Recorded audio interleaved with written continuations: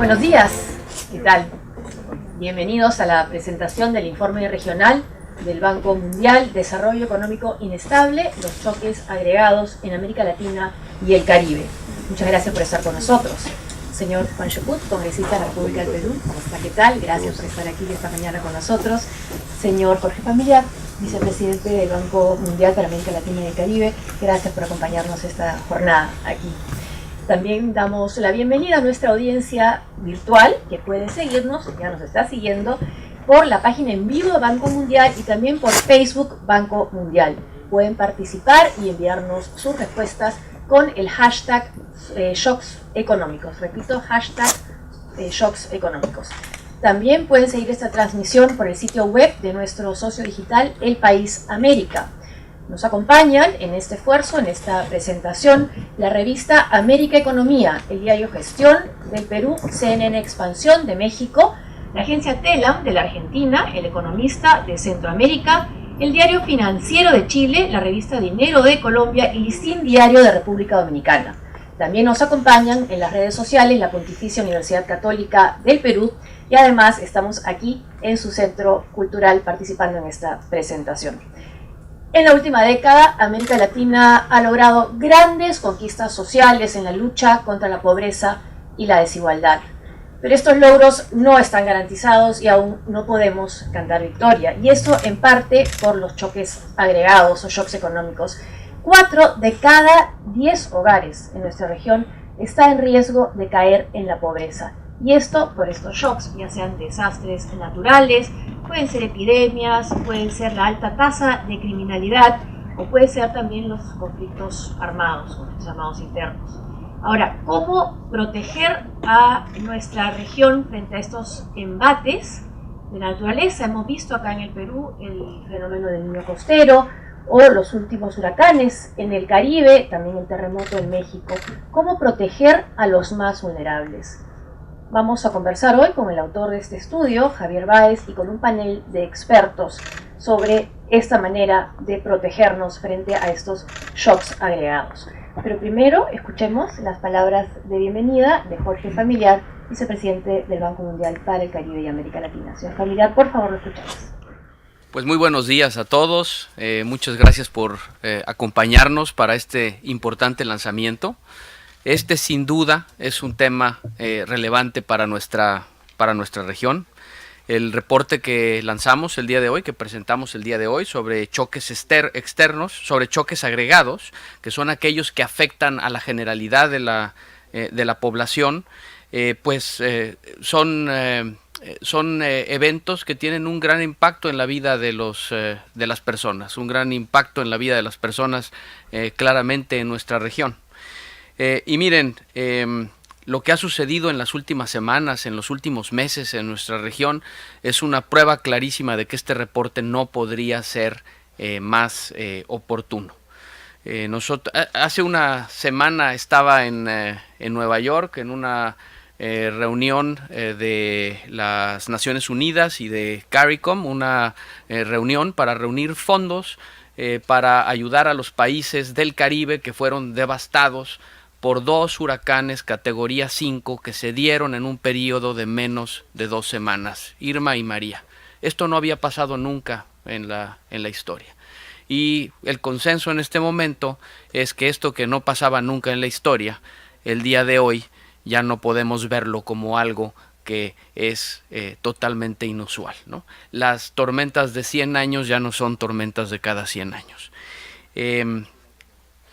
Yendo un poquito más a detalle a lo que hicieron estos dos huracanes en el Caribe. Barbuda, por primera vez en 300 años, no tiene habitantes. Los habitantes de Barbuda fueron movilizados a Antigua. Dominica, el daño en Dominica yo lo vi de primera mano. Es difícil describirlo en palabras. Cada calle, cada edificio, cada persona sufrió algo por una tormenta de unas horas. Uno no puede voltear a un lugar en la isla de Dominica sin ver escombros, sin ver daños, sin ver tragedia humana hasta cierto punto. Afortunadamente hubo pocas muertes, pero de cualquier forma los daños fueron devastadores. Uno de los mensajes principales del informe que va a presentar nuestro colega Javier Báez en unos minutos es que a pesar de los grandes avances sociales y económicos en los últimos años, un segmento muy importante de las personas, de la población de América Latina y el Caribe están a un desastre de regresar a la pobreza. La clase social más importante en América Latina y el Caribe son los vulnerables. Y un desastre natural los lleva de este escalón que han alcanzado fuera de la pobreza, los regresa hacia la pobreza. Y por lo tanto, este es un tema que está en el centro de discusión y en el centro de preocupación de los responsables de políticas públicas, y por eso esta contribución del Banco Mundial al conocimiento. También estos fenómenos naturales no son aislados. Si vemos, por ejemplo, lo que ha sucedido en el Caribe desde 1980, ha habido un enorme número de eventos que han generado pérdidas para los países de hasta 50% del Producto Interno Bruto en una sola noche. Una de estas tormentas genera pérdidas enormes para el país. Regresando a Dominica, los costos estimados de reconstrucción están arriba del 200% del Producto Interno Bruto del país. Más allá del Caribe y más allá de huracanes, el impacto económico de todo tipo de desastres ha sido contundente en muchas otras ocasiones a lo largo y ancho de la región. Por ejemplo, 2 terremotos que golpearon El Salvador en 2001 redujeron en 1/3 los ingresos promedio per cápita de los hogares más afectados. En Colombia, los hogares que se vieron obligados a abandonar su lugar de vida por el conflicto armado tuvieron una disminución del 22% en su consumo de alimentos y de calorías. Entre 2003 y 2004, la República Dominicana experimentó un colapso bancario, una rápida depreciación de la moneda e inflación, lo que aceleró una crisis interna que condujo a una contracción económica. La tasa de pobreza aumentó del 32% en 2002 a más del 50% después de estos choques de tipo económico. Y bueno, la República Dominicana no es el único país de la región que tiene experiencia con crisis bancarias y financieras. Una de las principales contribuciones de este estudio regional es el reconocimiento del importante rol que puede jugar la acción pública. Si bien muchos de estos choques son el resultado de eventos naturales, no tienen por qué convertirse necesariamente en desastres naturales y en desastres humanos. Podemos, por ejemplo, en el caso de los recientes terremotos en México, pensar en cómo han cambiado las cosas. En 1985 hubo un terremoto de magnitud similar. En esta ocasión hubo 2 terremotos, uno tras el otro, de 7 grados en la escala de Richter, uno de 8 grados el otro, y generaron menos daños y menos muertes. Eso no es para decir que lo que sucedió ahora en México no es terrible. Esto no es para decir que una vida perdida es una vida perdida más de las que se deberían de haber perdido. Pero sí vemos un avance por mejores códigos de construcción, por mejor preparación de la población, por alarmas antisísmicas que hacen que las pérdidas sean menores de lo que fueron en el pasado. Y esto habla de las oportunidades que tienen los países para prepararse mejor ante estos choques. En un momento como el que vive nuestra región ahora, de presiones fiscales y de bajo crecimiento, es comprensible que los gastos de prevención en desastres sean vistos con cierta preocupación. Invertir para prepararse, para hacerle frente a choques que pueden presentarse mañana, pero pueden presentarse dentro de muchos años, es difícil. Generar fondos en donde se guardan recursos para hacerle frente a la emergencia y tener esos fondos ahí guardados es una fuente de tentación muy complicada. Sin embargo, es algo que hace sentido y es algo que es importante mantener, porque cuando se presenta el choque es cuando es necesario utilizarlos. Hace unas semanas tuve una conversación muy interesante con un subsecretario de la Secretaría de Desarrollo Social en México, y me estaba comentando cómo el trabajo en protección social, en la generación de una base única de datos para todos los programas de protección social, ha tenido un impacto muy positivo en la atención de desastres naturales. Cuando yo pensaba en esto, en esta mejor práctica, no podía dejar de pensar, por ejemplo, en países como Perú, que han tenido mucho avance en el desarrollo de programas sociales, de bases de datos conjuntas y que enfrentan retos similares. Creo que hay mucho espacio para colaborar, para intercambiar opiniones, para intercambiar experiencias positivas en manejo de desastres naturales. El Banco Mundial juega un papel otorgando y proveyendo de herramientas de administración de riesgos a nuestros países miembros. Y déjenme platicarles de algunos de estos ejemplos. La facilidad de administración de riesgos del Caribe, que es un vehículo de seguro colectivo y de agrupación de riesgos que ayudamos a fundar hace varios años. Es la primera fuente de pago cuando hay un desastre natural en el Caribe. Por ejemplo, en estos últimos 2 huracanes, fue el primer pago de $30 millones que recibieron los países afectados. También tenemos líneas de crédito contingentes que ponen al servicio del país acceso a financiamiento en caso de un desastre. Y los más recientes y tal vez más innovadores, ¿no? Como por ejemplo los bonos catastróficos, en donde el Banco Mundial emite un bono que es libre de riesgo, porque riesgo crediticio, por nuestra calificación crediticia, y a ese bono se le anexa, se le adjunta un seguro. México tenía uno de estos bonos catastróficos y que fue detonado tras el primer terremoto. Ahora estamos trabajando con la Alianza del Pacífico, de la que Perú desde luego es parte, en la emisión del primer bono catastrófico multipaís. Si esto funciona, que yo espero que funcione, va a abrir un nuevo campo y unas nuevas oportunidades de diversificación y administración de riesgo colectivo. En fin, estos son algunos de los ejemplos de las cosas que nosotros podemos hacer. Los escucharemos en un momento más, la presentación del reporte, y habrá una interesante conversación acerca de la materia que déjenme cerrar aquí.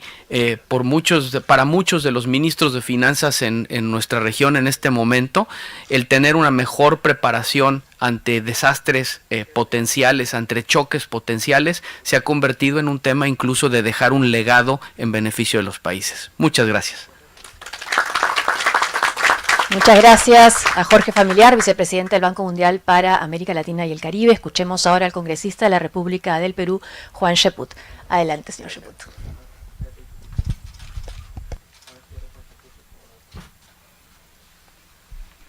Muy buenos días con todos. Primero que nada quiero dar un agradecimiento a Alberto Rodríguez y a Jorge Familiar por esta invitación. Una de las primeras cosas que me vino a la mente cuando leía este estudio era el recuerdo de Dante Alighieri en la comedia, en la Divina Comedia. Uno de los peores castigos del infierno es brindarle a alguien un placer y luego quitárselo y dejarlo al alcance de la mano. En cierta medida eso es lo que sucede con nuestros pobres, cuando dejan la pobreza gracias a los esfuerzos económicos que se hacen y luego, como consecuencia de shocks externos, después de haberlo abandonado, vuelven a una situación que hace que el reporte que nosotros estamos viendo hoy día sea completamente oportuno. Y nuestro país, en cierta medida, es un ejemplo de la vulnerabilidad que tienen nuestras economías.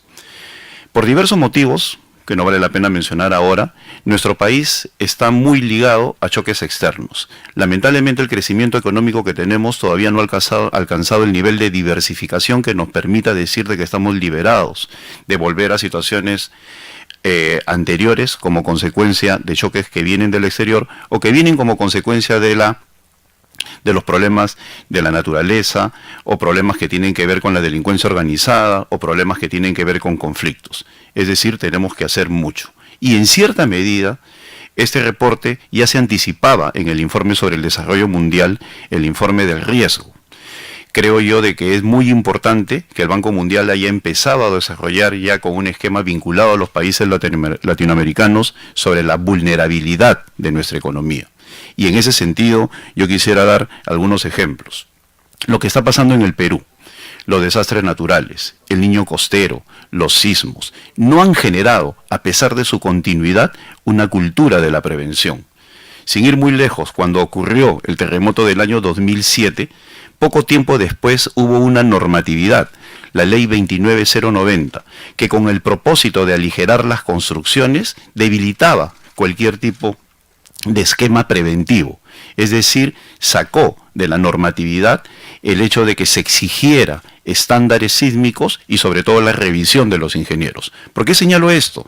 Porque como bien acaba de decir Jorge Familiar, en el caso de México se aprende del error. Y en nuestro caso, a pesar de haber ocurrido un sismo, con el propósito de incentivar la economía, se disminuyeron los estándares. Luego, como consecuencia de la sociedad civil que participó activamente en que eso significaba un tremendo riesgo hacia el futuro, a tal punto que hubo un artículo que decía el próximo sismo será de grado 29090, que era el número de la ley, es que se retrocedió para que de esa manera se incorporaran los estándares. Es decir, las sociedades necesitan aprender del error a partir de una formación de conocimiento, de sensibilización en la sociedad, para que de esa manera puedan tener una cultura del riesgo, que es el gran problema de nuestros países. En estos días también, con ocasión del Niño Costero, se plantea una planificación, y como no hay quick wins, es decir, metas de cortísimo plazo, se ataca a los planes de reconstrucción que quieren incorporar una serie de modificaciones positivas. La gente quiere resultados inmediatos. Entonces es allí donde entra y tiene bastante sentido este estudio, porque nos señala que tenemos que hacer del conocimiento, de la capacidad de comunicar, uno de los factores que van a incorporar en nuestras sociedades esa cultura del riesgo, esa cultura previsoria. Entender de que la planificación es importante para evitar de que estos choques externos nos vuelvan a sacar de un estado de bienestar y nos coloquen nuevamente en la pobreza. Por eso es muy necesario trabajar en ese sentido. Por otro lado, choques, como se menciona en el estudio, vinculados a la delincuencia organizada. Miremos el caso de Trujillo. Trujillo era la ciudad que se consideraba como la número 2 en el Perú.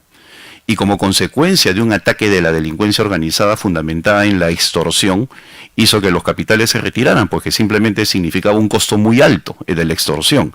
Y una ciudad que tenía un crecimiento estable, sistemático, ordenado, etcétera, etcétera, simplemente a partir de este choque externo tuvo que dejar ese estado virtuoso, por ponerle un nombre, y simplemente pasó al cuarto lugar en estos momentos en los niveles de competitividad, porque la delincuencia organizada hizo su trabajo, entre comillas, y las inversiones tuvieron que alejarse, pues el costo de la extorsión y de la seguridad era muy alto como para mantener una empresa. Es decir, los choques que vienen de fuera no solamente se limitan a los desastres naturales, tienen que ver también con la delincuencia organizada, con el papel de los conflictos internos, con lo que significa la migración hoy día. La migración, por el momento, que viene de Venezuela, 78.000 personas en los últimos 3 meses, una cifra realmente muy alta en diversas partes del Perú, puede significar en algún momento un choque por absorción, que no estamos magnificando por el momento porque no le estamos poniendo todos los reflectores. Y podría darse un caso similar al que pasa en Cúcuta, donde ya es un problema social, pues la sociedad de Cúcuta, que es una ciudad limítrofe entre Colombia y Venezuela, no puede absorber el flujo migratorio. Entonces, cuando nosotros pensamos en los choques, no solamente pensemos en los desastres naturales, tal y como bien señala el reporte del Banco Mundial, pensemos en todos aquellos elementos que pueden hacer que nuestro crecimiento simplemente sea una cuestión pasajera. Es decir, empezar a salir de los niveles de pobreza es importante, pero más importante es mantenerse o seguir marchando hacia un esquema de desarrollo sostenible. Y hoy, como consecuencia de la vulnerabilidad de nuestra economía, no solamente ante estos choques, sino como otros, el papel de los commodities. Si se cae China, se cae el Perú. Hubo un ministro que inclusive dijo con propiedad, y lo dijo con un carácter irónico, pero con bastante propiedad: pongámosle velitas a China para que no caiga. Pues nuestra dependencia económica sigue siendo muy alta, porque lamentablemente existe un esquema de poca previsión. En ese sentido es importante analizar las tendencias que pueden afectarnos para que de esa manera diseñemos las políticas públicas necesarias con un carácter sostenible de tal forma que no seamos tan vulnerables ante estos choques. Por ejemplo, en estos momentos se habla del desorden urbano existente que hace muy vulnerable a nuestro país en caso de riesgo sísmico. Y sin embargo, cuando se quiere hacer una ley de ordenamiento territorial que minimice esos efectos, no existe el acompañamiento que debería haber de parte de la sociedad civil, de la parte mediática, de la misma política o del empresariado.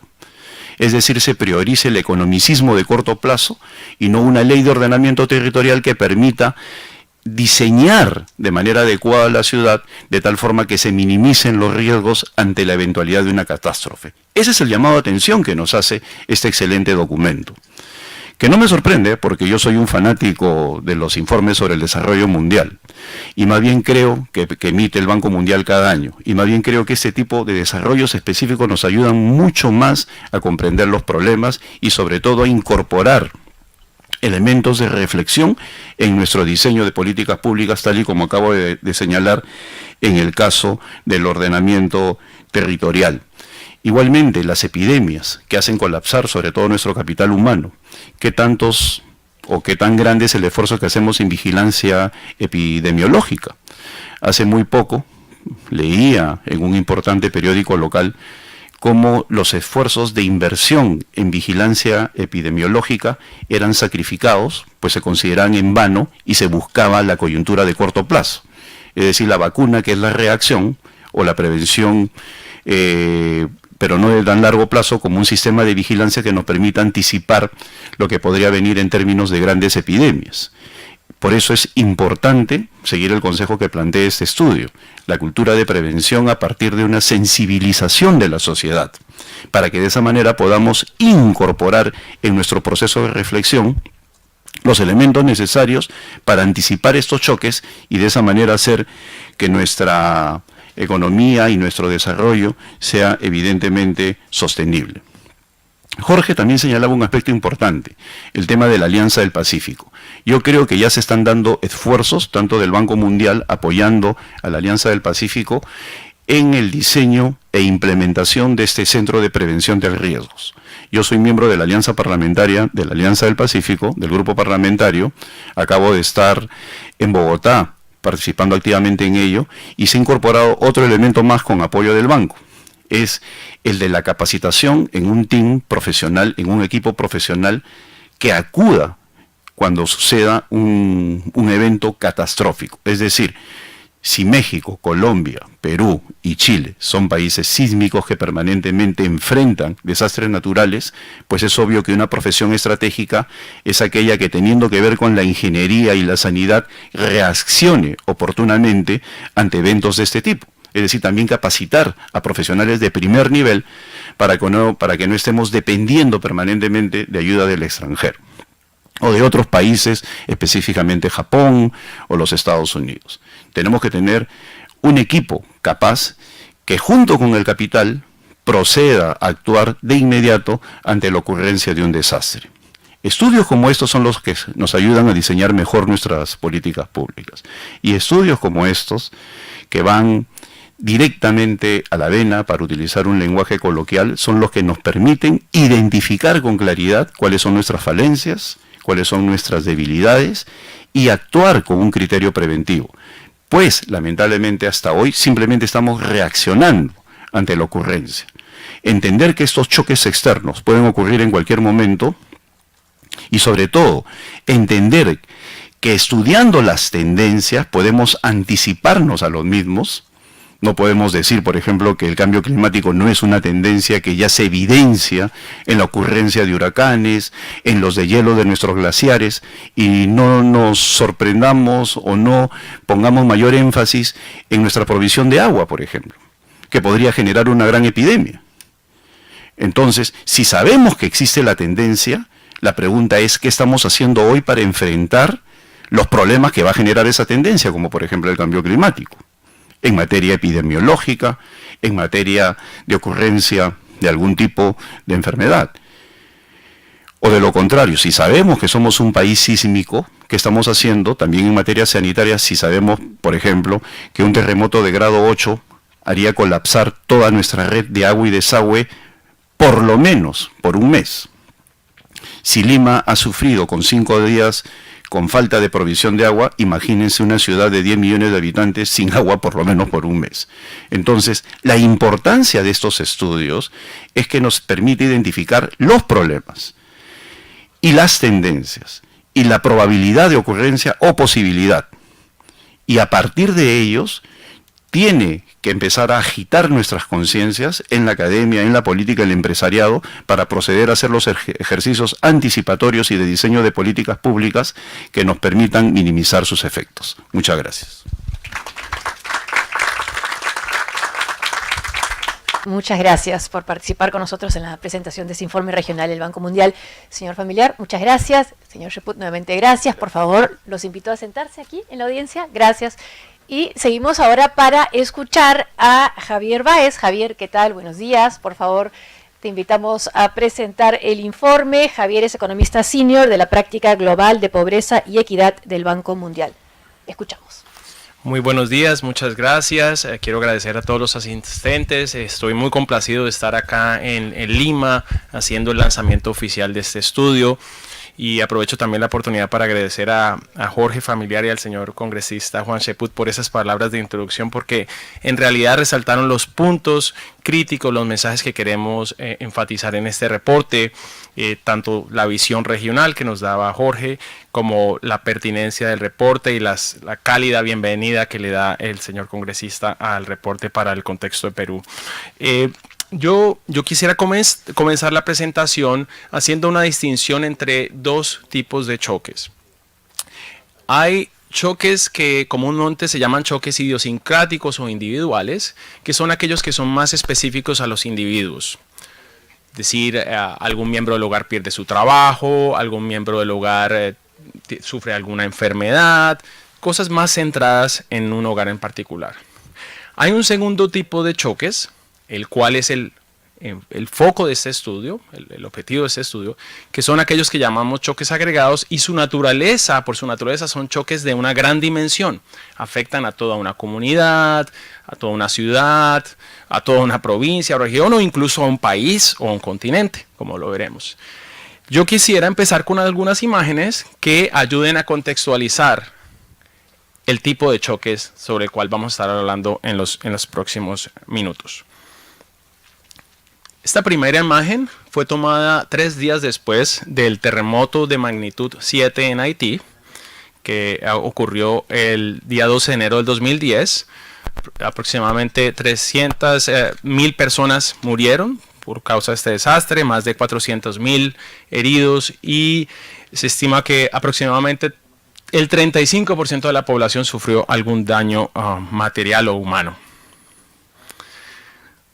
Para no ir muy lejos, una foto de una de las zonas afectadas por las inundaciones en Perú este año en marzo, causadas por el fenómeno del Niño, del cual ustedes conocen muy bien. Y Jorge en sus palabras decía, es difícil describir el nivel de daño que él presenció en su visita a algunas de las islas del Caribe. Yo creo que esta foto puede ayudar un poco desde el espacio a ilustrar la magnitud del daño sufrido por estas islas por causa del huracán Irma. La foto del lado izquierdo es una foto tomada unos 10 días antes de la ocurrencia del huracán Irma, una de las Islas Vírgenes. Y la foto derecha es tomada 3 días después del fenómeno. Y como pueden ver ahí, hay un cambio en el color del suelo. No es un efecto de la fotografía, es una muestra de la destrucción que trajo el huracán sobre el terreno, sobre la tierra agrícola de la isla, ocasionada tanto por la fuerza de los vientos que arrancó mucha la vegetación, pero también por efecto de la sal arrastrada por las olas y el viento. Eso nos puede hablar de la magnitud, nos puede ilustrar la magnitud de este tipo de eventos. Pero como decía el señor congresista, no es solo sobre desastres naturales, hay otros tipos de choques agregados que también tienen una gran magnitud en impacto social y económico, conflictos civiles, los temas de crimen y violencia y las epidemias de salud. Una de las más graves sucedidas en la región en los últimos años fue la epidemia de cólera, pocos meses después del terremoto en Haití, que afectó 8% de la población. Es de una magnitud muy alta. Imaginen en Perú, un país de poco más de 30 millones de habitantes, donde cerca de 3 millones de personas sean afectadas en pocos meses por una epidemia de este tipo. Y la pregunta que nos haremos o nos hacemos cuando estamos frente a este tema es, bueno, ¿por qué un estudio regional enfocado en este tema para América Latina? Pues la respuesta es en gran parte porque la región ha experimentado logros importantes, muy significativos en progreso económico y social. Es difícil resumir todo ese progreso en un solo gráfico, pero a mí me gustaría usar este como para ilustrar ese progreso. En los últimos 15 años, la región ha registrado una reducción notable del nivel de pobreza. La pobreza medida por la línea internacional de $4 al día per cápita bajó de un 43% a un 24%. Eso significa una reducción de casi la mitad de la tasa de pobreza, que se reflejó en un aumento de la clase media y también de una población que dejó de ser pobre, pero que aún está en estado de vulnerabilidad. He aquí gran parte de la motivación de este estudio. Y como lo decía el señor congresista, hay un grupo de población altamente vulnerable a volver a caer en pobreza. 4 de cada 10 individuos en América Latina están en esa situación de inseguridad económica, que cualquier choque puede volverlos a situar en una situación de pobreza. Si a ellos los sumamos, los que aún están en condición de pobreza, quiere decir que 2 de cada 3 personas en Latinoamérica tienen vulnerabilidad a caer en pobreza o a profundizar su situación actual de pobreza. Y eso se conecta claramente con el tema de los choques agregados. ¿Por qué? Porque sostener estas ganancias sociales y económicas, o aún mejor profundizarlas de modo que otros individuos puedan abandonar su condición de pobreza, puede ser aún más complejo en el mediano y largo plazo, porque América Latina, de todas las regiones del mundo, es una de las que está, tanto estructural como coyunturalmente, más expuesta a este tipo de choques. Déjenme mostrarles unos 3 gráficos para ilustrarles por qué ese argumento. Empecemos con el tema de los desastres naturales. Este mapa que ven acá tiene la ubicación geográfica de los huracanes categoría 3 o más, de los terremotos categoría 6 o más, y de las sequías de gran magnitud ocurridas desde el año 1950 hasta el 2011. Y es claro en este mapa que esos desastres naturales tienen una concentración geográfica que desafortunadamente hace a América Latina bastante vulnerable. Déjenme ilustrarles 2 casos. Uno de ellos, que es obvio, es América Latina. Una gran parte de los países está en una zona de alta actividad sismológica. 3 de cada 4 terremotos de magnitud 7 o más suceden en América Latina. El terremoto más fuerte en toda la historia, de magnitud 9, registrado en Chile, pues sucedió en la región. Ustedes pueden ver estos puntos acá de color púrpura, y los anillos son todos esos terremotos, y ven que hay una alta concentración en América Latina. Entonces, esto no es un fenómeno nuevo. Por siglos la región ha sido expuesta a una actividad sismológica y seguirá sucediendo, y hace unas 7 horas, 8 horas acaba de haber también un movimiento sísmico en la región de Ica, aquí en Perú. Afortunadamente, al parecer, de nuevo grandes consecuencias. El otro gran fenómeno son los huracanes y las tormentas tropicales, que son las líneas verdes que muestran sus trayectorias, y ustedes también pueden ver cómo en el Caribe es altamente susceptible a esto. Por lo menos en promedio, una isla del Caribe cada año, en promedio, en los últimos 40 años, una isla del Caribe sufre de un huracán categoría 4 o más. Entonces, América Latina está estructuralmente expuesto a este tipo de desastres. Seguirán pasando, y con las tendencias de cambio climático es probable que esto se profundice. Otro gran fenómeno es el del crimen y la violencia a gran escala. América Latina es desafortunadamente la región del mundo más violenta. Algunos países tienen tasas de homicidio comparables a países en guerra en otras partes del mundo. Los niveles de homicidio en ciudades de alta violencia como Tegucigalpa o Caracas significan que un niño que nace ahí tiene una probabilidad de casi un 13% de algún momento en su vida ser asesinado. Entonces en realidad, como lo llaman los expertos, una epidemia estos niveles de violencia en algunas partes de la región. Y hablando del tema de salud, también hay aspectos coyunturales y estructurales que hacen a la región susceptible. La mayoría de infecciones y virus afloran en el trópico y el 95-98% de la población de América Latina está ubicada en el trópico. Cada vez que uno ve los mapas de incidencia de este tipo de infecciones, de virus, hay una gran probabilidad que alguna parte de América Latina esté sufriendo de este tipo de epidemias. Lo hemos visto recientemente con las epidemias del Zika y el chikungunya en la región. Entonces, con eso, el reporte dice, bueno, es un tema muy relevante, ha venido pasando y es probable que siga sucediendo, que la región esté expuesta a este tipo de desastres. La siguiente pregunta sería, bueno, ¿qué significa eso para el progreso económico de la región?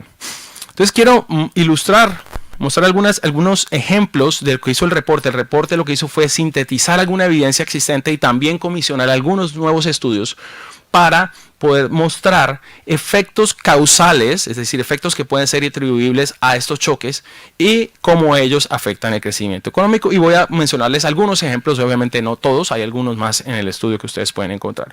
Pero empecemos de lo más macro. Usualmente todos decimos, sí, los choques afectan la actividad económica, pero lo que pasa es que paralelo a la ocurrencia de choques agregados, suceden otras cosas en la economía. Entonces, aislar ese fenómeno o la causalidad de esos choques es realmente complejo, pero tuvimos la oportunidad de hacer algunos estudios que muestran que efectivamente su magnitud es considerable. Una técnica novedosa en este tipo de análisis es usar información satelital de iluminación nocturna. El lado izquierdo simplemente lo pongo por ilustración para que ustedes vean la utilidad de esta información. Esta es Corea del Sur y esta parte de aquí es Corea del Norte. Como pueden ver, el contraste en la luminosidad entre uno y otro nos puede decir algo sobre sitios donde hay mucha actividad económica, sitios donde hay poca actividad económica y podemos conectar eso a los desastres naturales. Eso hicimos en Centroamérica en uno de estos estudios y pudimos encontrar que la trayectoria de estos huracanes en América Central puede significar una pérdida entre el 2.6 y 3.9% del PIB en esas regiones, que son todos esos efectos negativos, duran aproximadamente un año y solo después de un año es donde se empieza a ver una recuperación de la actividad económica en esas regiones. ¿Qué significa eso? Para estas regiones significa arrasar el crecimiento en pocas horas que se ha podido lograr en un año o más. Muchas veces esos valores se ocultan porque son pequeñas provincias y cuando los promediamos con todo el país no se ven, pero para esas regiones la devastación es significativa. Entonces a nivel económico, a nivel macro, el ingreso de los países se reduce. Bajemos ahora la discusión a un tema un poco más micro, bajémoslo al nivel del hogar. De nuevo, miremos cómo estos fenómenos pueden afectar el nivel de consumo de los hogares, que es una de las variables de bienestar. Y para eso en uno de nuestros estudios de caso también usamos información satelital, meteorológica, sobre la tormenta más fuerte que ha golpeado a Guatemala en los últimos 60 años. Y podemos también seguir la trayectoria de ese ojo de esa tormenta, conectarla con información del consumo de los hogares afectados y hogares no afectados, hogares que estaban mucho más lejos de esa trayectoria. Y los resultados son muy interesantes. Esta es una foto de esa distribución del consumo antes de la tormenta. Y como pueden ver, las regiones no afectadas, que son la línea roja, y las azules son muy similares. No había habido ningún evento, son relativamente comparables. Justo pocos meses después, del lado derecho de este gráfico, como pueden ver, la línea azul punteada, que corresponde a los municipios, a las comunidades afectadas, se desplazó hacia la izquierda con relación a las comunidades no afectadas. En números, eso significa una caída del consumo de aproximadamente un 12-15% en estos hogares, y debido a esto 80,000 familias en Guatemala cayeron en situación de pobreza. Esto es casi como eliminar el avance que logró Guatemala en 5 años en reducción de pobreza, solo por un desastre natural. Entonces ya hemos visto que el nivel económico, tanto desde una perspectiva macro como desde una perspectiva del hogar, se reduce. Y nosotros en nuestro reporte tenemos 3 hipótesis de por qué esto pasa. La primera es que estos choques reducen los activos de la economía, los activos productivos, tanto de las firmas como de todo el aparato productivo del país, pero también de los hogares. Y es muy evidente toda la destrucción de la que hemos hablado. En este reporte hablamos de ese tipo de destrucción, pero también hicimos un énfasis en aquella destrucción en la acumulación de activos que es menos tangible, menos observable, menos obvia. Sobre todo en el capital más importante de la población, que es el capital humano. Uno de esos casos es la evidencia de un estudio para Perú que muestra que niños que estuvieron expuestos a momentos de más alta violencia en el conflicto civil en este país, en el largo plazo acumularon 0.3 años menos de educación. Eso quiere decir, nacieron en condiciones donde el acceso a la escuela se hizo más difícil, el estrés de las madres, en fin, una cantidad de factores contribuyeron a que estos niños acumularan menos educación, y eso seguramente tendrá implicaciones en el largo plazo en sus niveles de ingresos, en la calidad del empleo que puedan construir. Eso quiere decir ciertos efectos que son mucho más pequeños, mucho menos observables, pero con consecuencias de largo plazo. Algo similar encontramos en Ecuador. Bebés que estaban en el útero en el momento en que acontecieron grandes inundaciones generadas por el fenómeno del Niño en el año 97-98, fueron observados años después para ver cómo les iba a ellos en su desarrollo físico y mental comparado con niños que nacieron en condiciones normales, y encontramos que su desempeño en muchos de estos variables fue menor. Tienen una mayor probabilidad de ser más bajos, de tener una talla menor, tienen una mayor probabilidad de anemia y tuvieron un desempeño inferior en pruebas cognitivas. Y es muy probable que muchas de estas cosas se sostengan, de este detrimento en el capital humano, ellos se sostenga en el mediano y largo plazo. Entonces esa es nuestra primera hipótesis. La segunda es no solo destrucción de activos y en su proceso de acumulación, sino que aún ellos no se destruyan, estos choques afectan el funcionamiento de los mercados y afectan la capacidad de utilizar esos factores de producción. Y de nuevo quisiera presentarles un ejemplo del factor de trabajo más importante que tenemos, que es nuestra mano de obra. ¿Y cómo lo hicimos? Miramos las inundaciones que sufrió Colombia en el año 2010, también por el fenómeno del Niño, han sido las inundaciones más fuertes del país. Esta es una foto del mapa de lluviosidad en Colombia de un año normal, el año 2009. Las zonas azules son municipios donde hubo lluviosidad por encima de lo normal, pero eso es común que suceda, que algunos municipios tengan cierta lluviosidad por encima de lo normal. Lo que no es común es que lo que sucedió el año de las inundaciones del Niño, donde casi todos, el 75% de los municipios del país, sufrieron a niveles de lluvia 4 y 5 veces por encima del promedio histórico. ¿Qué significó esto para los mercados de trabajo de estos municipios? Bueno, nosotros pudimos medir eso y encontramos que en los municipios afectados, con relación a los no afectados, subió el desempleo en casi un 24%, el autoempleo en un 5%, es decir, se deterioró la calidad del empleo, bajaron las oportunidades de empleo y muchos niños y jóvenes tuvieron que salir a buscar trabajo como un medio de compensación. Nuestra tercera y última hipótesis general es que, de nuevo, la primera es destrucción de activos, la segunda es una reducción en la capacidad de utilizarlos porque cae la demanda, cae la oferta, en fin. La tercera es que los retornos de esos activos al nivel del hogar también se afectan. Medir esto es aún más complejo, pero tuvimos la oportunidad de hacerlo explotando la expansión de un programa en México que nos permitió medirlo. Y aquí quisiera resaltar en mi opinión, como uno de los líderes de este estudio, uno de los costos más altos que tienen los choques agregados. Y es que aún ellos no sucedan, en las zonas rurales, por ejemplo, los campesinos anticipan que pueda suceder. Saben que viven en zonas de vulnerabilidad. Y como no tienen los mecanismos de asegurarse, prefieren escoger actividades económicas, cultivos, que son de un bajo retorno y también una baja exposición al riesgo. Es una estrategia legítima de hogares que no están asegurados, pero lo que resulta es en una perpetuidad de la pobreza, los atrapa en una condición de pobreza. No aspiran a actividades de retornos más altos. Y lo hicimos en México, donde la expansión de un seguro para sequías, donde se le dijo a los agricultores, miren, no se preocupen por las sequías, cultiven lo que ustedes consideren más apropiado, usen sus insumos, compren fertilizantes. Si llega a haber una sequía, este seguro cubre, les da una indemnización. Por solo liberarles ese riesgo de sequías a los agricultores en México, encontramos que la productividad de ellos creció en casi un 7%. Imaginen, liberarlos de solo un riesgo y le dio su productividad en un 7%. Entonces, ese retorno a los factores de producción también se ha afectado, bien sea cuando los choques pasan o incluso cuando no han pasado, pero hay un riesgo latente de que ocurra. Déjenme entrar en la parte final de nuestro reporte, en el cual nosotros obviamente hablamos de qué podemos hacer para que estos efectos de los choques a través de esos tres grandes mecanismos pueda reducirse.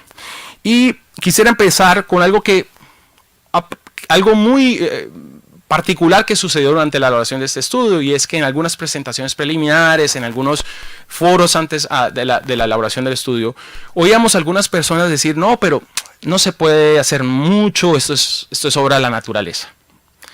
Y nuestro mensaje es que no podemos culpar a la naturaleza. Como decía Jorge, estos son eventos naturales, fenómenos naturales, pero ellos no necesariamente tienen que convertirse en desastres naturales. Y esta es una foto, yo creo que bastante conocida, seguramente algunos de ustedes la han podido ver. Del lado derecho es República Dominicana, del lado izquierdo es Haití. Y ese no es un montaje de la foto, es en realidad la frontera, y lo que muestra es la tala de bosques, del nivel de erosión del suelo en Haití versus lo que uno observa en República Dominicana. Y cuando hay lluvias en Haití, las lluvias arrasan, tienen mucho más por donde fluir, mientras en República Dominicana tienen menos daño, hay más absorción, hay más plantas. Entonces, la mano del hombre sí influye en que estos eventos naturales se vuelvan desastres naturales. La pregunta ¿es necesaria la intervención pública? Y en nuestra opinión del estudio es sí, por lo menos por tres razones. La primera, como ya vieron, esto tiene costos en la eficiencia económica, se reduce la actividad económica. No, es claro que es un fenómeno evidente para todos, incluso en aquellas dimensiones en las que no son tan obvias como demostraba en el capital humano. Pero la segunda es que los choques agudizan los problemas de inequidad en la región. ¿Por qué? Porque los pobres tienen una mayor exposición al riesgo. Uno agarra una encuesta de hogares y mira la exposición del riesgo de los pobres versus los no pobres, y ellos siempre están más expuestos, y es lógico, se ubican en zonas donde el valor de la tierra es mucho más bajo, y ese valor de la tierra más bajo implica que hay un mayor riesgo. Están cerca de laderas a los ríos, donde pueden haber derrumbes, en fin. Están más expuestos, pero no solo cuando están más expuestos, sino que también cuando son golpeados, incluso en fenómenos de gran magnitud, cuando son más golpeados, ellos pierden más en términos relativos que los no pobres. Y el ejemplo clásico que encontramos nosotros fue en Honduras, donde el huracán Mitch en el año 98, la trayectoria de un huracán no distingue entre áreas de gente pobre y áreas no pobres, pasó por muchas partes del país, incluidas áreas no pobres, pero cuando uno midió las pérdidas de los pobres fueron de un 35% de lo que ellos ganaron en un año, más del doble de lo que perdieron los no pobres. Entonces, agudiza las diferencias en equidad. Entonces, por esas dos razones y por los efectos de largo plazo, creemos que sí es importante la intervención pública. Un tercer argumento es, y les decía tres argumentos, es que invertir en manejo del riesgo es rentable. El problema es que si el foco es buscar ganancias, retornos en el corto plazo, no serán rentables, porque muchas de estas inversiones, como decía el señor congresista, son de mediano y largo plazo, son de preparación, son de prevención. Aquí tenemos ejemplos de por lo menos 7 intervenciones, y los que ustedes ven en este gráfico son resumen de muchos estudios donde está la relación costo-beneficio de ese tipo de inversiones en manejo del riesgo. Y en todas ellas los beneficios son superiores al punto de equilibrio que es esta línea. En vacunación, en agua y saneamiento, en sistemas de alerta temprana, intervenciones nutricionales e incluso en medidas más específicas de reducción de daños de desastres naturales. Entonces, sí se justifica la intervención pública para corregir problemas de eficiencia, de equidad y porque es rentable para la sociedad. Por último, ¿cómo? ¿Qué debemos hacer diferente? Muchos de los países, yo excluiría en cierta medida Perú, Colombia, Chile, México, países donde se ha progresado mucho en la preparación de manejo de riesgos, aún áreas, por supuesto, por avanzar, por desarrollar. Pero la mayoría de países solo esperan que la crisis ocurra para tratar de afrontar la crisis, de mitigar lo que ya ocurrió, esperando ayuda humanitaria, en fin. Esa no es la manera más efectiva de reducir los impactos de los riesgos. Nosotros queremos resaltar en este informe un enfoque que ya fue presentado en el Informe de Desarrollo Mundial del año 2014, es profundizar más el trabajo en términos de preparación, de prevención, por lo menos en 3 áreas. Una es conocer mejor los riesgos. Hay países donde no se sabe muy bien cuáles son los perfiles de riesgos, cuáles son las poblaciones más vulnerables, no hay información. Incluso en Estados Unidos, encuestas en la Florida muestran que 1/3 de los hogares que están en zonas de alta vulnerabilidad a huracanes no saben que sus hogares son susceptibles de ser afectados por este tipo de desastres. Entonces, más conocimiento de esos riesgos para preparar mejor. Una segunda área es una mejor protección. Tenemos que tratar de reducir las pérdidas ex ante una vez los eventos ocurran por políticas de prevención, vacunación, una política macro adecuada, en fin, normas de construcción, de modo que las pérdidas esperadas de estos choques sean menores. Y tercero, es fortalecer el aseguramiento. El aseguramiento es el mejor o uno de los mejores mecanismos para protegerse de los riesgos, tanto a nivel idiosincrático como de choques agregados. Y estos son no solo mecanismos de mercado, también hay sistemas de aseguramiento entre hogares pobres, cuando ellos se ayudan unos a otros, las remesas, en fin. Fortalecer los mecanismos de aseguramiento es la tercera área. Nosotros creemos que un énfasis mayor en estos 3 objetivos, y por supuesto, uno no se puede asegurar ante todo riesgo, eso es ineficiente desde un punto de vista económico, seguirán sucediendo los choques y seguirán las pérdidas, pero lograr un rebalance de esta estrategia de manejo al riesgo es lo que este estudio quiere proponer, de modo que en un futuro no tengamos que ver que los efectos de estos fenómenos duren por generaciones. Muchas gracias. Gracias, Javier. Muchas gracias. Agradecemos a Javier Báez por la presentación de este informe. Javier, por favor, no te sientas, acompáñanos acá con nosotros en el panel. También pedimos que nos acompañe a Carolina Trivelli, ex ministra de Desarrollo e Inclusión Social del Perú, economista. Muchas gracias. Si puedes, sí, exacto. Gracias. Y para que no haya confusión, perdona. Ahí estamos. Hasta que vuelva Jorge con nosotros. ¿Qué tal? ¿Cómo están? Muchas gracias por estar en el panel. Carolina, tú has sido clave en lo que ha sido poner en práctica los programas sociales en el Perú. ¿Qué papel jugaron estos programas sociales durante el fenómeno del niño costero que golpeó tanto al Perú hace menos de un año? A ver, los programas sociales lo que hacen es generan una red básica para los más pobres y evita que esos sectores que son los extremadamente vulnerables tengan una protección mínima.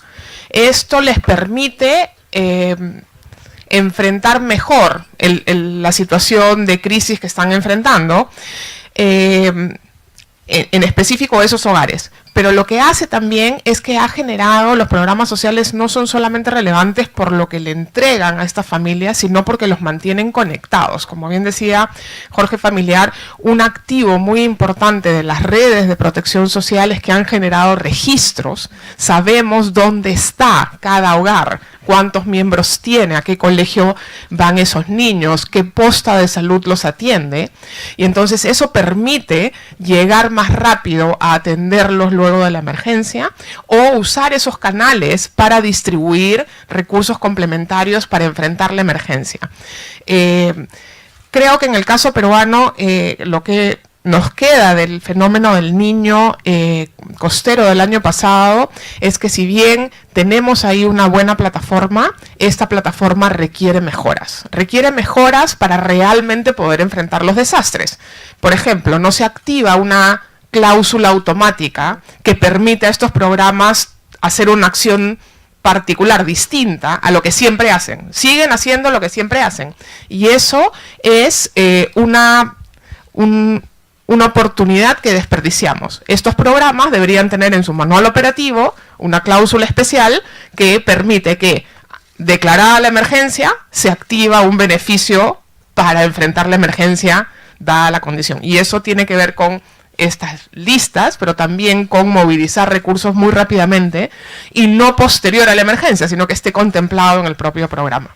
Y además una emergencia que puede alterar la misma distribución de un programa, por ejemplo, los desayunos escolares cuando no hay colegios por la emergencia.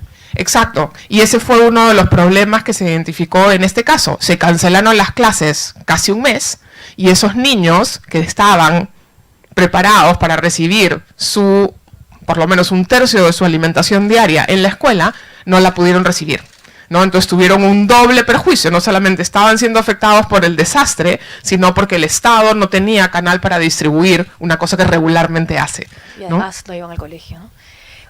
Muchas gracias, Alexis Cruz, por acompañarnos. Gracias. Estamos con nuestro panelista Alexis Cruz, él es director del Departamento de Economía y Análisis Político y Social del Ministerio de Economía, Planeamiento y Desarrollo de República Dominicana. Bienvenido.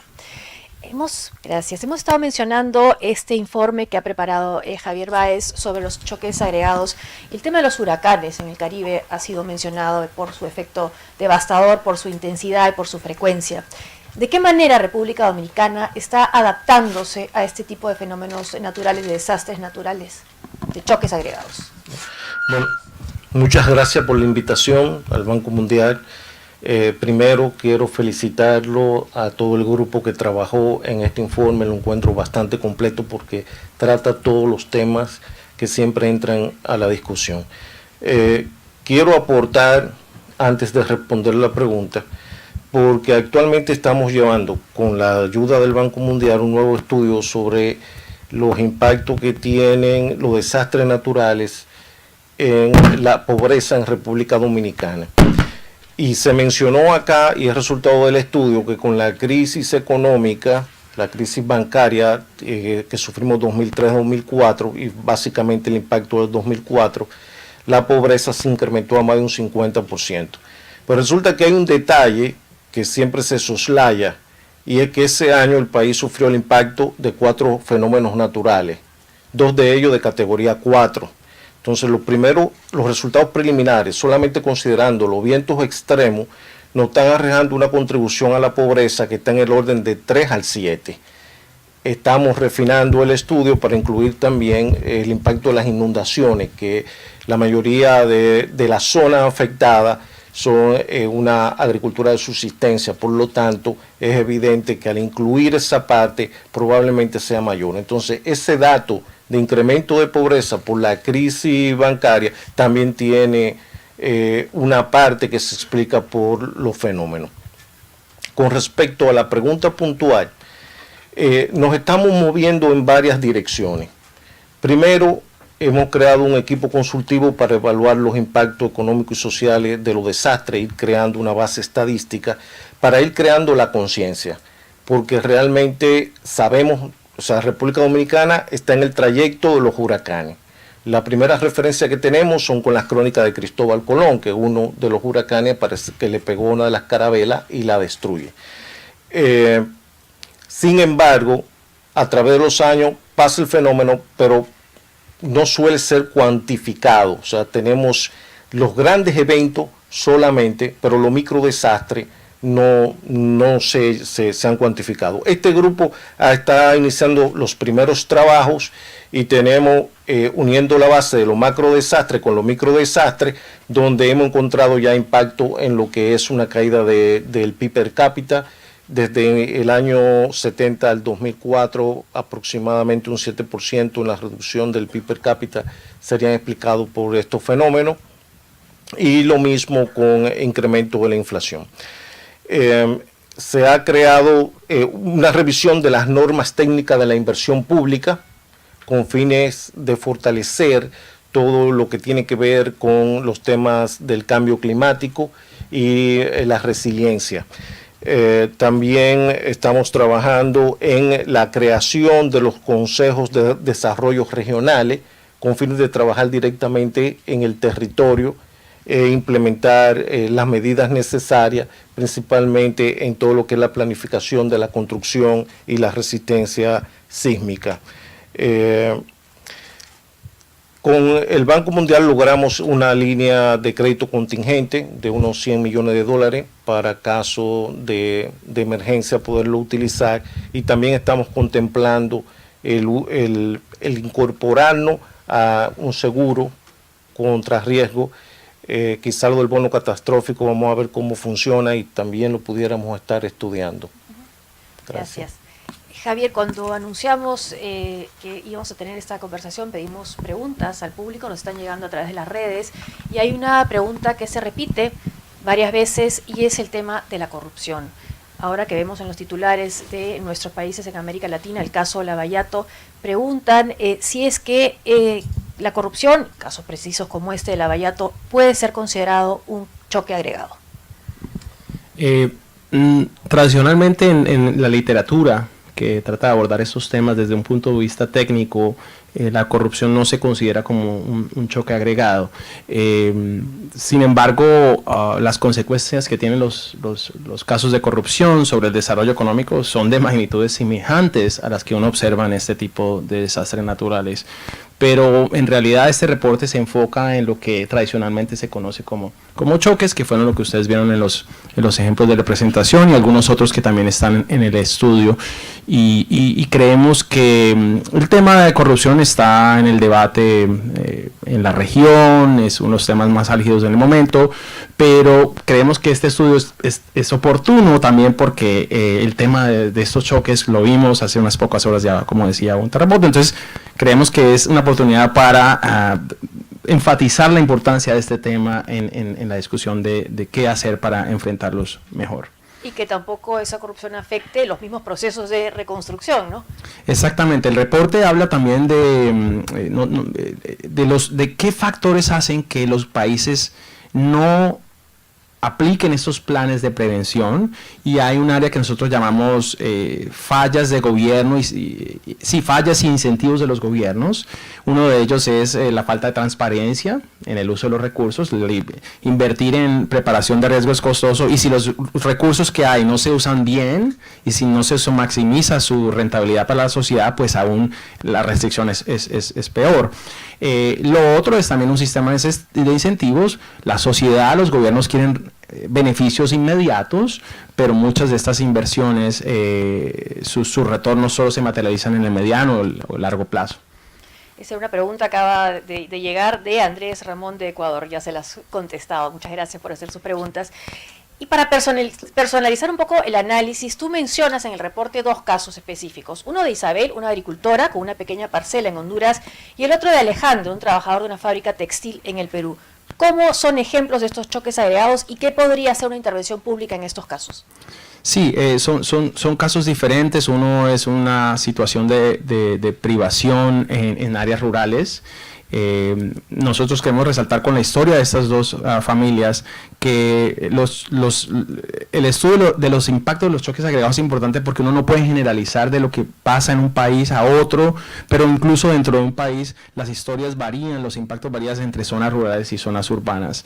En el tema rural, la dependencia del sector agrícola hace que fenómenos como inundaciones o sequías tengan unos impactos, unas consecuencias negativas mayores. Entonces el caso de Isabel en la familia, de su familia, es un claro ejemplo donde esos medios de agricultura de subsistencia se ven claramente afectados por este tipo de fenómenos.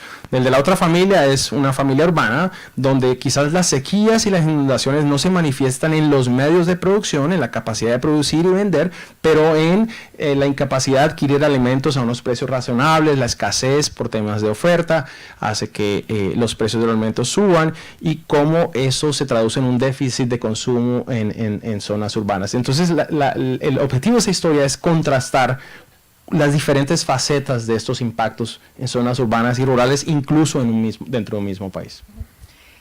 Carolina, el tema de la infraestructura, una de las imágenes que nos quedan también, por lo menos aquí en el Perú, del último fenómeno del Niño Costero, son los puentes colapsados, los puentes caídos, ¿no? Y todo lo que eso significa para una región que está tratando de salir de la pobreza. ¿Qué hacer con la infraestructura? ¿Cómo protegerla? A ver, hay dos temas ahí, ¿no? Uno es, una de las cosas que también ha quedado en evidencia después de este último fenómeno es, tenemos un conjunto de infraestructura que estaba bastante bien armada para la costa norte peruana, que quedó muy afectada por el fenómeno, mucha de la cual además es infraestructura que se ha construido a través de concesiones con el sector privado, de alianzas público-privadas, y lo que encontramos fue una gran diversidad de esquemas de protección de esa infraestructura. Algunas APPs tenían incluidos esquemas de seguros, otras no, otras de seguros parciales que no incluían determinados niveles de desastre, con lo cual la reacción del Estado para volver a poner esa infraestructura en operación era muy distinta, no se podía generalizar, lo cual hace mucho más compleja la reacción del propio Estado y la reacción de los privados, que no saben cómo tienen que enfrentar. Y lo que necesitamos es tener un solo esquema, que cuando hay un desastre se active el mecanismo público-público, un mecanismo público-privado, o que se activen seguros privados. Hay un conjunto de seguros catastróficos que existen ya, que permiten enfrentar estos desastres para reponer la infraestructura rápidamente. Pero lo segundo es asegurar que mientras se repone la infraestructura, las familias que dependen de esa infraestructura para alimentarse o para sostener sus medios de vida, pueden tener la tranquilidad de esperar a que esto suceda. Porque si no sucede de lo que estamos conversando, y es que hay una tensión entre el corto plazo y el largo plazo. Las familias comienzan a desesperar, exigiendo que la infraestructura se reponga, y los procesos de reposición de la infraestructura son mucho más largos y se genera una crisis política que muchas veces presiona para que se reponga de la peor manera la infraestructura. Y eso lleva a una situación incluso peor que la del propio desastre. Y en muchos casos, sobre todo en zonas rurales, por ejemplo en el Niño del 97-98, la mayor parte del desastre económico en Piura no fue por destrucción de cultivos, fue por imposibilidad de sacar los cultivos hacia los mercados, ¿no? Entonces hay que entender también la naturaleza y el rol que juega la infraestructura en activar o no, o en profundizar los efectos de estos choques en los medios de vida de las familias, en particular de las más vulnerables. Y de las más vulnerables, y entre ellas mencionábamos incluso antes de empezar este panel el tema de las mujeres, ¿no? O sea, cómo activar estos mecanismos de prevención, obviamente pensados a largo plazo, pero también de emergencia, detonarlos de inmediato. Bueno, una de las cosas críticas es, por supuesto que hay que tener todos estos esfuerzos de prevención contemplados para que se activen procesos que reducen el impacto de los choques externos, pero por supuesto hay que tener mecanismos de reacción rápida, que los primeros son en el minuto que sucede la emergencia, al día siguiente, pero hay otros que son aquellos que te tienen que comprar el tiempo para poder resolver los efectos devastadores de estos choques. Y esos procesos, esos programas, que ya no son de la primera semana ni de la segunda semana después del choque, sino durante los siguientes 7 meses, hasta que se repone la carretera, se reconstruyen los mercados, las escuelas están operando, etcétera, son programas que no tenemos. Ahí hay un vacío. Y si no tienes esos programas, no tienes cómo comprar tiempo para recomponer lo afectado por el choque. Y ahí las mujeres, en particular, para ir a tu pregunta, tienen un rol fundamental, porque estos hogares muy vulnerables muchas veces terminan siendo hogares que se desplazan, muchas veces implican migración temporal del jefe de hogar, dejando a las mujeres a cargo de esos hogares en situaciones de altísima precariedad, a cargo de la familia, pero a la vez a cargo de resolver los medios de vida diarios, mientras el migrante o el que ha logrado salir a trabajar resuelve la situación. Entonces ahí hay un nodo importante de identificar cómo se deben apoyar a esos hogares en particular, ya que generalmente esas mujeres ya están articuladas a alguna red de protección social. Y los niños en esos casos asumen responsabilidad de la madre, responsabilidades de adultos, y además no van al colegio, que es algo que también menciona tu informe. Alexis, dado que ya estos huracanes afectan la región del Caribe, hemos escuchado a Jorge Familiar hablar de los esfuerzos a nivel de la Alianza del Pacífico. ¿Hay algún esfuerzo que se esté haciendo en conjunto en el área del Caribe? Sí, hay varios esfuerzos en temas de tener algunas alarmas con respecto a cuando ocurren en los terremotos, básicamente, para tener una alerta tipo la que pueden tener Japón y Chile, con alerta de tsunami en las otras islas, porque ya en el pasado ocurrieron, y República Dominicana fue afectada por un tsunami en los años 40. Con respecto a los huracanes, aparte de las iniciativas de los seguros, pues ahí es un poco más difícil, porque eventualmente, como decía Javier, como son los resultados del estudio, cada año una de las islas es afectada por uno de los huracanes. Entonces, los resultados finales es que uno pudiera colaborar con la ayuda post-desastre. Y eso es algo que hacemos en el Caribe quizás por la cercanía que tenemos, que somos más rápidos en llegar. Por ejemplo, República Dominicana en los últimos tiempos no ha sido impactado directamente por un huracán, pero nuestro vecino Haití sí. Entonces tú tienes que el año pasado le afectó el huracán Matthew, entonces nos trajo muchas lluvias en una zona y nos continuaron las lluvias en noviembre, ya teníamos ante un suelo saturado y ahí ocurrió un desastre, ¿no? Con un impacto económico relativamente respetable. Cuando suceden Irma y María, este año nos pasan cerca también en la misma zona y nos afecta al vecino, lo cual nos lleva también a una migración rápida hacia República Dominicana, pero también de las zonas afectadas hacia otras zonas también.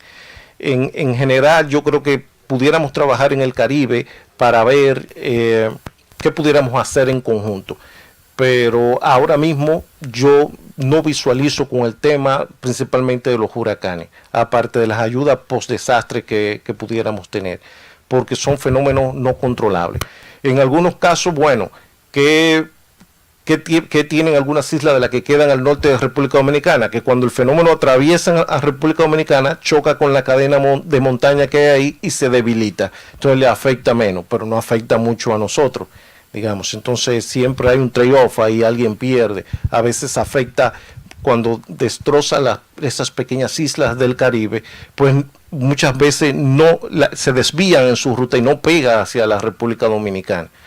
Pero no sabría qué mecanismo pudiéramos tener contra los huracanes ahí, contra ya los terremotos y en un sistema de alerta para los fines del tsunami. Sí, Javier. Gracias, Josefina. Yo quisiera solo enfatizar algo que decía Carolina y relacionado con la pregunta de qué grupos demográficos son más vulnerables. Las mujeres, como lo menciona Carolina, vía migración de los jefes de hogar. Nosotros en el reporte hicimos mucha énfasis en ese tema porque cuando uno dice que algunos individuos o muchos individuos pueden caer en pobreza, esos efectos negativos no se distribuyen de igual manera entre los miembros del hogar. Hay algunos estudios para África y Asia que muestran que justo después de estos desastres, mediciones antropométricas de los individuos indican que hay un deterioro de la nutrición de las mujeres y de los niños. Esos estudios, no hay tanta evidencia de ese tipo para América Latina.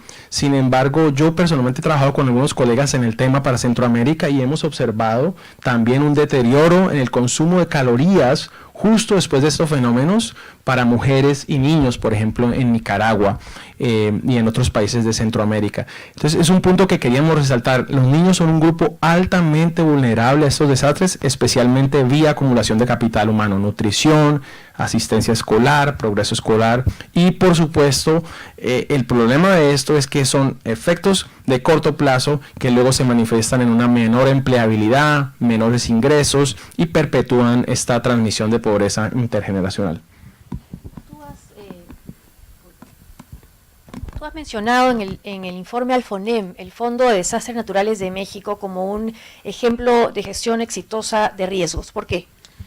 Sí, es uno de los modelos en la región de tener una visión estratégica a nivel de país, de diseñar diversos sistemas de aseguramiento. México en esto es líder en la región, ha diseñado planes de contingencia ex ante.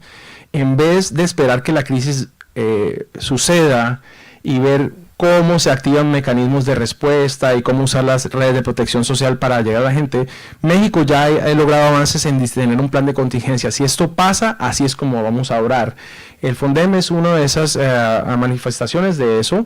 Tiene fondos de aseguramiento a los diferentes estados del país donde ahí se hacen pagos de indemnizaciones a nivel de agricultores, pero también a nivel de la actividad en sectores urbanos. Incluso ya existen algunos estudios de evidencia para México que demuestran que la recuperación en la actividad económica de aquellas zonas que han recibido estas indemnizaciones es mucho más rápida. Entonces, por eso nosotros lo resaltamos como un ejemplo de algo a seguir evaluando, a seguir estudiando dentro del caso de México, pero asimismo tratar de ver qué se puede replicar en otros países de la región. Gracias. Carolina, Ina, ¿querías? Perdón. No, quería solo decir que el tema de aseguramiento es un tema que, por ejemplo, en el Perú tenemos muy olvidado, ¿no? Todo el Perú tiene unos niveles de aseguramiento en general, de individuos, de empresas, de infraestructura muy, muy bajo. Y desgraciadamente cuando se habla del tema de aseguramiento, los seguros son complejos, ¿no? Nadie quiere pagar por algo que no quiere usar. Entonces lo hace muy difícil hacerlo atractivo para los estados, para el sector privado, para los individuos mismos. Sin embargo, si no logramos realmente avanzar en una cultura de aseguramiento, no solamente vamos a necesitar más respuestas, sino que nos vamos a quedar en un equilibrio de bajo nivel, como decía Javier, ¿no? El agricultor que siembra arroz en Piura no solamente lo hace porque es más fácil y porque el agua sobra y es muy barata, sino porque es muy seguro ante cualquier riesgo. Y entonces, si no logramos sacar esos riesgos de los sistemas, no vamos a lograr incrementos en productividad y vamos a perpetuar la situación presente. Entonces, no solamente por un tema de riesgo, sino también por un tema de crecimiento, es fundamental que pongamos en el debate público el tema de aseguramiento como uno de los instrumentos que no estamos usando para tomar decisiones. Hay una pregunta para ti que llega a través de Facebook de Juanjo López de aquí del Perú. ¿Cuánto avanzamos en el Perú y América Latina en cuanto al ordenamiento territorial para responder a desastres naturales, migraciones por conflictos o el impacto del crimen y la violencia? Poco, tristemente muy poco. El fenómeno del niño costero el año pasado puso en debate el tema de ordenamiento urbano, por ejemplo. Se acogieron iniciativas de acondicionamiento territorial en el proceso de reconstrucción. Tengo la sensación que estamos siendo muy poco efectivos en convertir eso en medidas efectivas para realmente reordenar cómo se instala la población en determinadas zonas. Y eso sucede lo mismo con temas de vulnerabilidad ambiental, como de crimen y otros, ¿no? Alexis, ¿cómo va este tema del ordenamiento territorial al momento de pensar en posibles desastres? Tenemos una ley que ahora está en el Congreso para ser discutido sobre el ordenamiento territorial, ya existe una ley, pero este nuevo proyecto de ley viene a corregir algunas cosas que no se tomaron en cuenta en la ley anterior. Parte de lo que contempla la ley es precisamente trabajar desde el territorio, porque tradicionalmente se estaba planificando desde la capital. Ahora estamos creando los consejos provinciales con miras a tener una oficina de desarrollo y planificación en las distintas regiones. Esto, por supuesto, lleva también a una descentralización del Ministerio de Economía, Planificación y Desarrollo, que tiene que establecer oficinas. Como comprenderá, los recursos son muy limitados y no podemos avanzar tan rápido como realmente queremos. Entonces, recién ya para enero, aunque se han juramentado los consejos provinciales, pero recién en enero que vamos a instalar nuestra primera oficina de desarrollo y planificación en la región más grande del país. Y por supuesto, ya con las normas técnicas de inversión, que también la idea es trabajar desde el territorio, vamos a comenzar a tomar las medidas, pero todavía el avance es lento, no es tan rápido como nosotros quisiéramos. ese es un tema, ¿no? El tema de la descentralización al momento de manejar las crisis, los choques agregados, y lo hemos vivido acá en el Perú al momento de iniciar el proceso de reconstrucción. ¿Cómo va a cambiar la estructura del Estado? ¿Cómo debe cambiar con esta cultura de la prevención? Alexis, un poco, de ahí Javier y Carlina. Mira, es difícil porque vas a tener siempre un choque. Hay gente que se resiste a los cambios. Y para eso yo creo que de las primeras conclusiones del estudio son relevantes. Hay que crear conciencia y la gente tiene que saber cuál es el impacto de los riesgos. Y hay que trasladar responsabilidades. O sea, hay que dejar que las instituciones funcionen, que los municipios asuman responsabilidades también, que las oficinas de desarrollo y planificación regionales sepan contemplar los requerimientos que tiene la población, los permisos de construcción, que aunque tenemos un estándar nacional, probablemente deben de ser revisados porque a lo mejor se han relajado algunos estándares. Las poblaciones vulnerables, nosotros la semana pasada hicimos un ejercicio en cuanto al censo de determinar y hacer unos mapas de lugares donde la persona dijeron, sí, nuestra vivienda se afectó por algunos eventos naturales y hemos identificado aproximadamente 200.000 viviendas extremas. O sea, no, ni siquiera lo general. Claro, ¿cómo sacamos a todas esas personas de ahí y lo llevamos a un lugar más seguro? Bueno, eso tiene un costo bastante grande. Entonces, por supuesto, ahí entras a un tema de discusión. ¿Le corresponde al municipio o le corresponde al gobierno general? Entonces, todo ese proceso, ese cambio cultural, yo sé que es difícil, pero no es imposible. Y podemos ir trabajando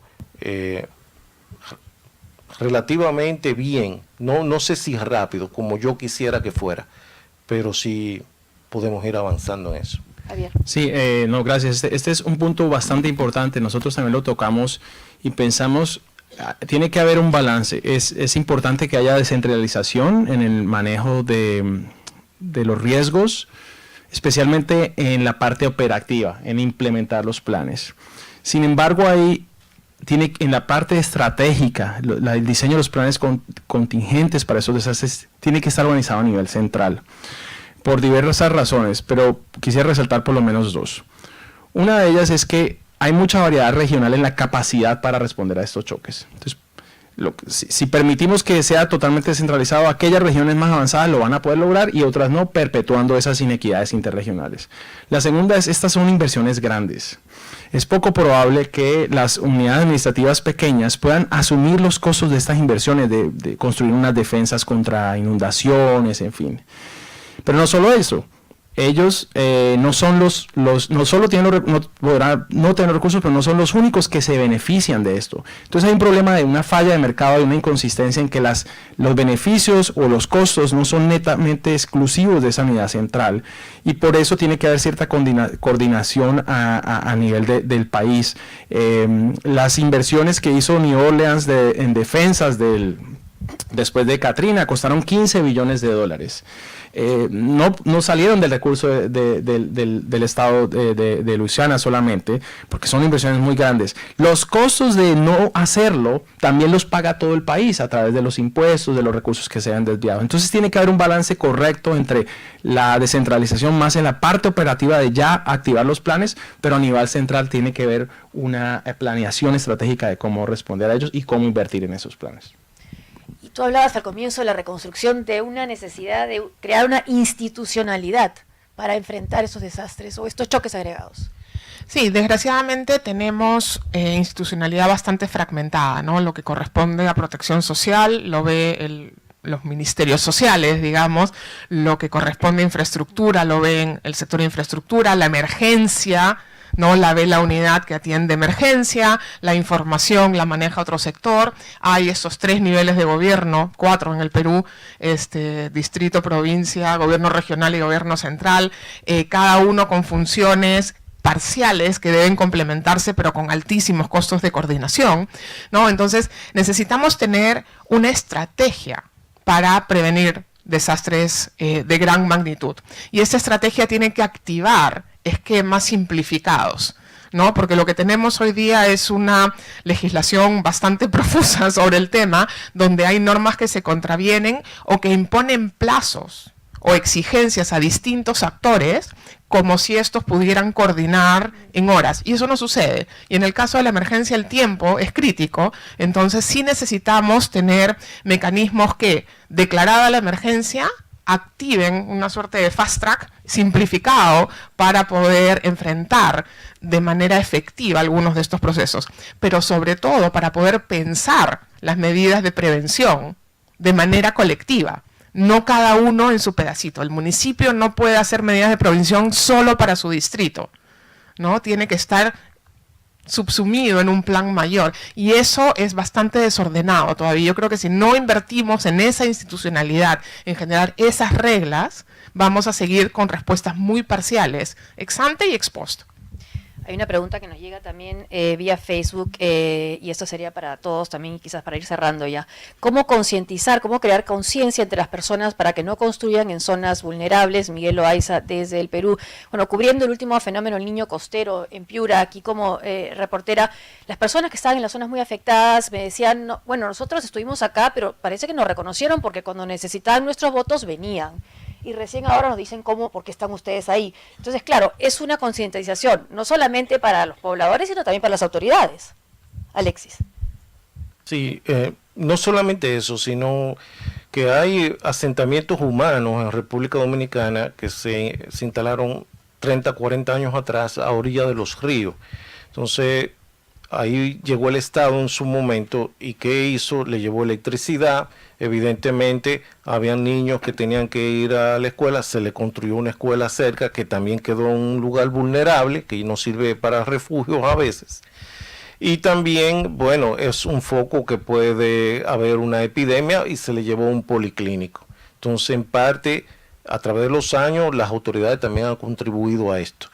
Se está trabajando, sí, tenemos un proyecto en República Dominicana muy avanzado de sacar una de estas zonas a la que me he referido básicamente hoy, y se le ha construido una urbanización para llevarlo allá. Lógicamente ellos tienen que hacer un aporte mínimo también para que el sentido de la propiedad, pero es costoso para el Estado hacer eso. Entonces, ¿cómo crear conciencia? Yo creo que tiene que haber toda una campaña, tanto del Estado, tanto del sector privado, como al mismo tiempo llevarla a los niveles de la escuela.